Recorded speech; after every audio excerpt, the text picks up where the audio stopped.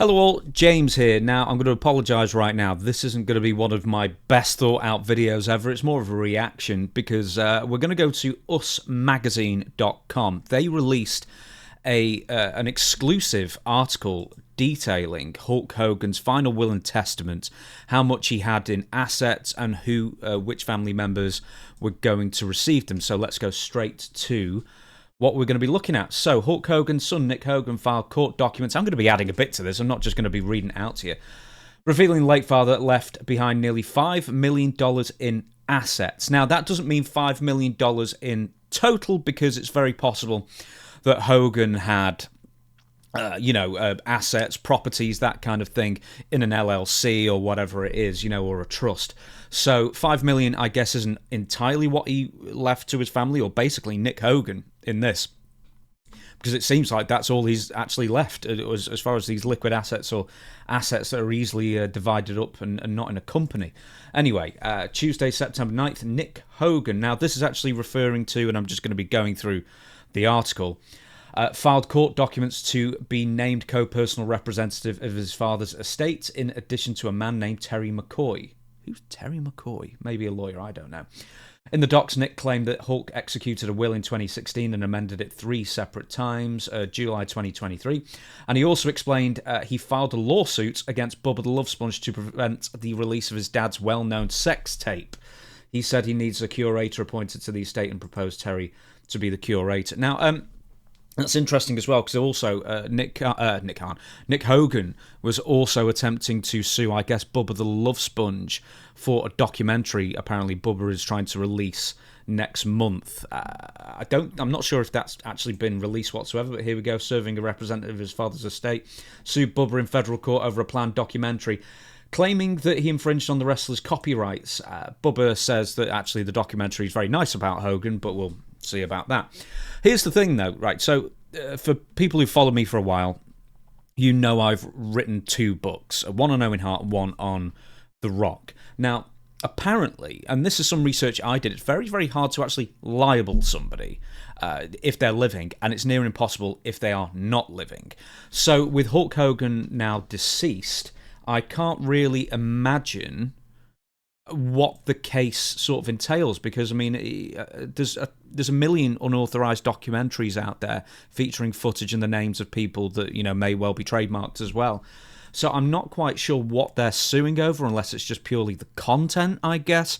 And then Bubba, at some point, if I can find this, I think it says it in this article, says that the documentary about Hulk Hogan, he says, is actually very nice to Hulk, and there's nothing really to sue over. But we'll get to that as we get through the article. Right, Nick was listed as sole beneficiary of the father's estate, which is kind of surprising, because Hulk's widow, Sky Daly, or Melanie Sky Daly, was listed, here we go, as a surviving spouse. And Brooke, the daughter, 37, was not listed at all. Now, for people who know about this, Brooke actually, a year or 2 ago, I think, willingly took herself out of her dad's will, I guess, where the final amendment in the middle of 2023, July 2023, am I right in saying? Yep.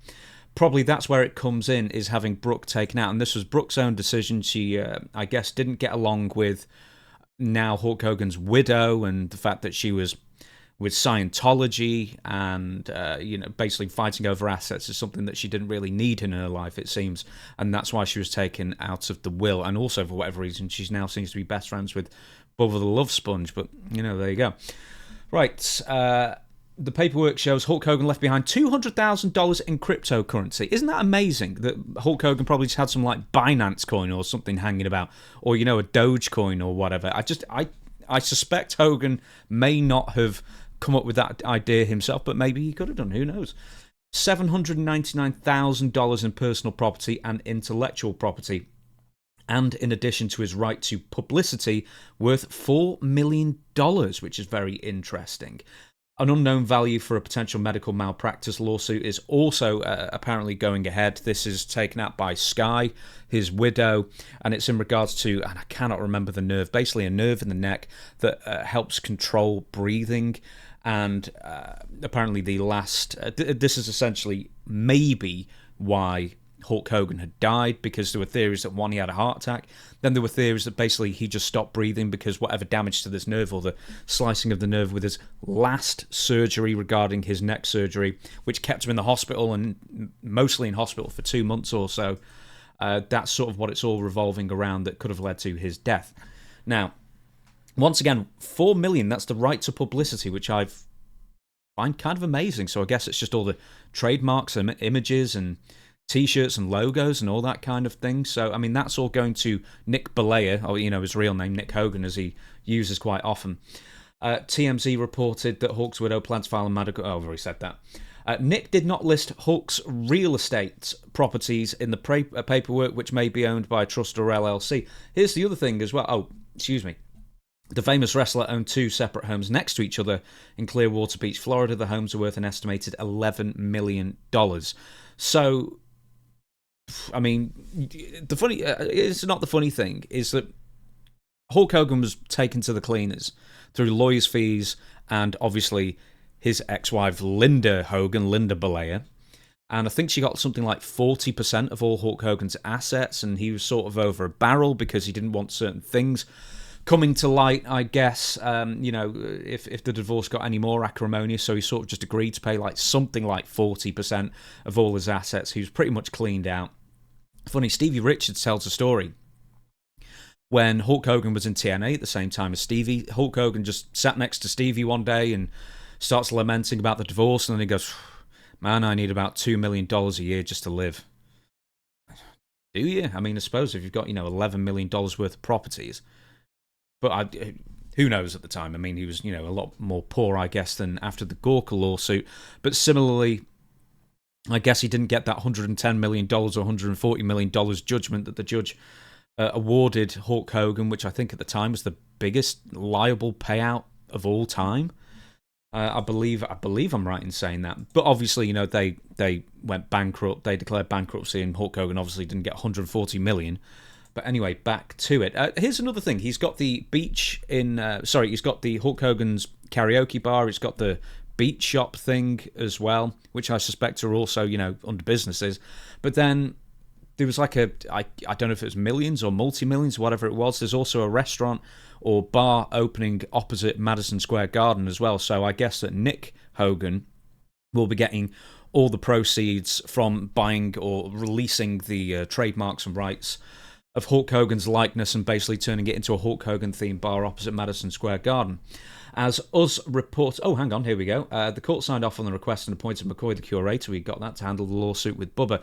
In response to the lawsuit, Bubba publicly said, "I don't own any of it." I guess the documentary. "They're suing the wrong people." And he added, "You dumbass, did you watch it? Do you realise your father is not portrayed in a bad light at all?" So, this is Bubba saying it, As us previously reported, Hulk died on July 24th at his Florida home. His cause of death was listed as acute myocardial infarction, so heart attack. And Nick posting emotional tributes. "My dad was an incredible person," etc. Best dad in the world, but also my mentor and best friend.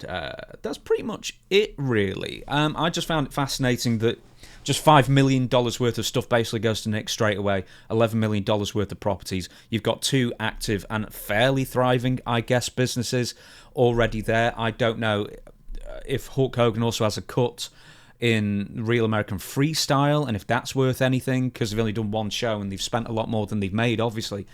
And then there's also this restaurant opposite Madison Square Garden, and how can we forget Real American Beer as well? So he was worth a heck of a lot of money, I guess, not including the Gorka thing. I mean, I know that he's got a Legends deal, or did have a Legends deal with WWE as well.